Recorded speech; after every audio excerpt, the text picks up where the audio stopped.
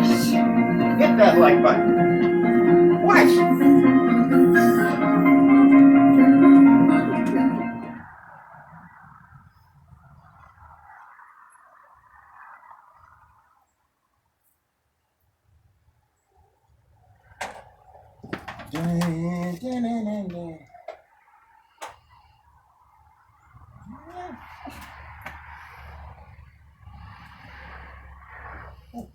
Oh.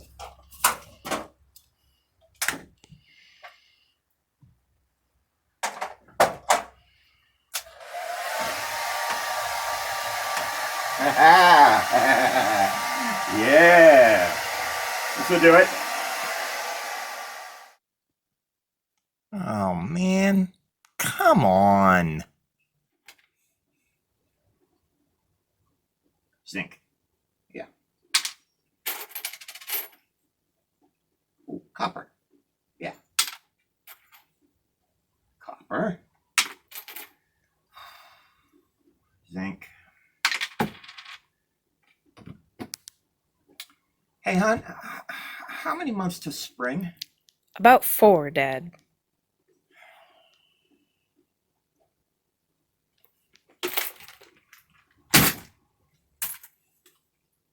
Zinc.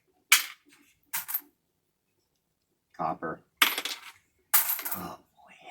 My pinpointer of choice is the Garrett Carrot. I like them so much, I've got a pair of them. That's usually very useful in case one quits or if I have a friend along and they forgot their pinpointer. But there is one downside to the Garrett Carrot. Let's talk about that. So anyway, the tips on these sometimes wear out. Now you can buy a rubber cover for the end of the pinpointer, and that will protect the tip. But as a sort of life hack and a do-it-yourself kind of thing, you can also use just a nice piece of tin foil. You just put that. What? God. Shut up.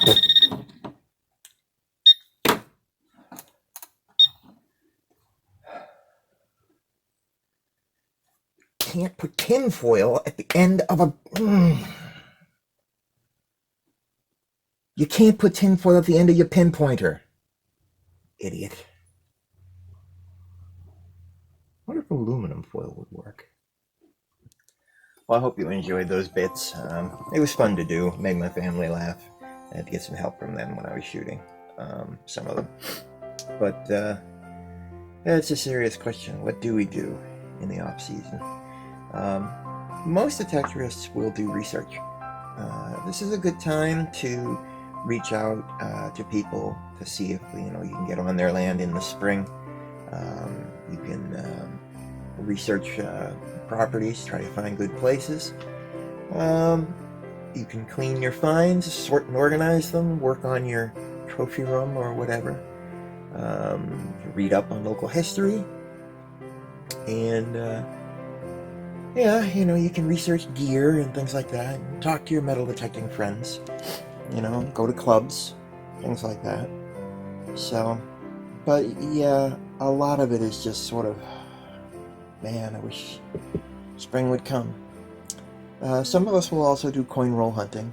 You go to the bank, you buy a box of nickels, and maybe you'll get a couple war nickels out of it, or you'll buy a box of pennies, and maybe you'll get an Indian head cent out of it. Very rare that happens, but sometimes it happens. Those sorts of things are the kinds of things that you can do in the off season. If you don't mind the cold, you can still go hiking, stuff like that. And if we have an unseasonably warm spell and the snow melts for a little while and the ground is thawed, usually in the woods it will thaw first. So you can go out and maybe get in a little bit of detecting, but it's unlikely.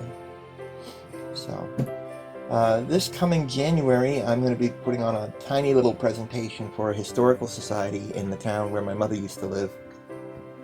I spent my whole childhood there and the last couple of years detecting in and around that town and getting to know a number of people there. And the local historical society got interested and they wanted me to come by and do a small presentation. So we'll be doing that in January. I'll be sure to video that. And another thing I was thinking of doing is I got to talk to my friends about it. But I was thinking of maybe having a series of interviews with my detecting friends.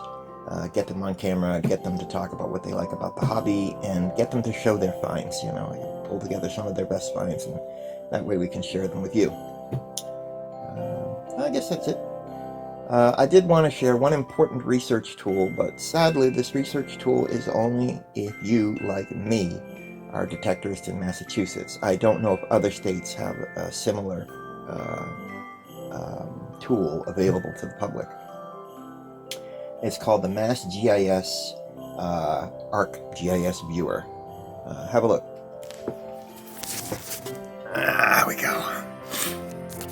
So the interactive property map, it's this URL here, and I'll put a link to it in the description of the video. But you can basically type in any address on the viewer, and it will find that address for you. So here we're looking at 1 West Main Street in Mattapan. And you can see all the buildings, and you can just click on them, and it will tell you who owns the building and what the address is. But the most important thing is, it will tell you the year built. See that? So you can, if you live in Massachusetts like I do, you can go to this site and enter any address, and then you get a sense of, what the oldest houses are, or what the oldest parts of town are, and you can move this map around and click on different things. 2004, 2004, 2004. So this is a relatively new development. This was all new 2004. See? And if you hunt around, there's 1925. So you can find older homes. But it's interesting. And when there's a plot of land, if you're not sure, this is public property, you can find out, oh, this belongs to Mass Water Resources Authority. So if I want to detect on this plot of land, those are the people I got to contact. Mass Audubon Society controls that one, so they would probably say no. Anyway, it's called the Massachusetts Interactive Property Map from MassGIS. It is a great tool, and I don't know if there are similar tools available in other states. I have to believe at least some states must have this kind of a tool. But here in Massachusetts, that's a lifesaver. That's a lifesaver. Because you can pick any street on, in your town and just click on the houses one after the other and find the old ones. And then you know which doors to go knock on. Hey, your house was built in 1850. So, it's a Civil War house. I'd like to take a look around, see if there's some relics here. So, yeah, there you go. Anyway, it is the holiday season.